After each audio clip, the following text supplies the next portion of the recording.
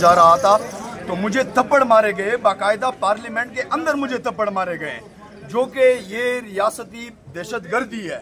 जो पार्लियामेंट के अंदर इसी तरह थप्पड़ मारना यकीनन काबिल मुज़म्मत है। अहमद चट्टा के ऊपर उनको पैर पे मारा गया है और बाकी जितने भी हमारे MNA साहिबान हैं उन सब पे तशद्दुद किया गया है पार्लियामेंट के अंदर।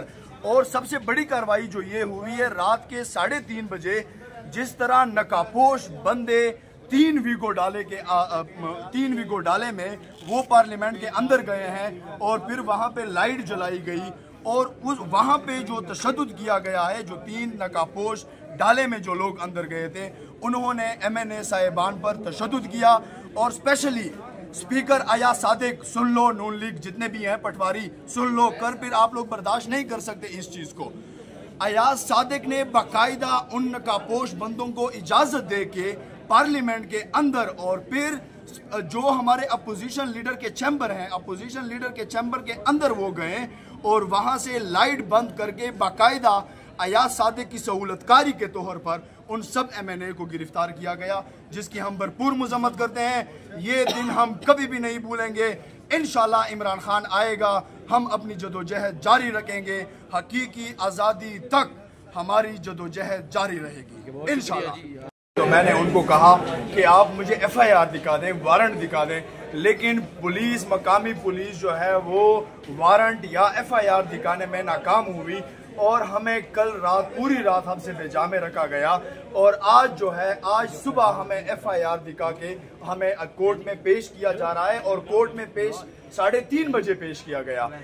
पुलिस ने जिस तरह पार्लियामेंट के सामने पार्लियामेंट की तौहीन की है, हम इसकी भरपूर मजम्मत करते हैं। लेकिन जो रिमार्क्स और जो आर्गूमेंट शेर अफजल खान मरवत ने खुद की है, यकीनन पूरे केस जो है ना, केस का सत्यानाश कर दिया है। केस में कुछ भी नहीं है, क्योंकि जो इल्जामात लगाए हैं, पूरा जलसा गाह और पूरे जलसा गाह कोई एक सिंगल फुटेज नहीं है जो उन्होंने FIR में पूरे इल्जामात लगाए हैं।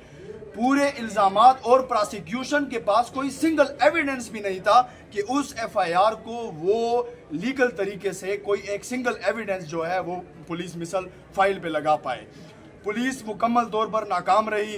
पुलिस की ये ऊंचे हथकंडे जितने भी हैं, ये जुल्म, ये फसाइयत, ये जबर, ये रातें गुजरने वाली हैं।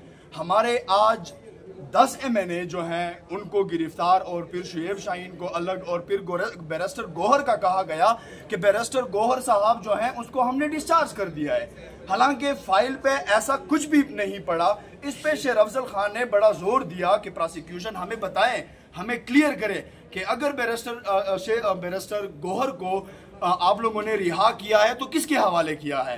तो एंड पे तो प्रोसिक्यूशन इतनी बदनीयत नजर आई कि उन्होंने कहा कि हमने गिरफ्तार ही नहीं किया। फिर हमने उनको वीडियो दिखाई कि ये वीडियो है, आप लोगों ने गिरफ्तार किया है। देन उन्होंने कहा कि हमने 169 CRPC के तहत हमने उसको डिस्चार्ज किया है बैरिस्टर गौहर को। लेकिन ऐसी सच लाई कोई भी चीज पुलिस मिसल पे मौजूद नहीं थी और न है। Thank you.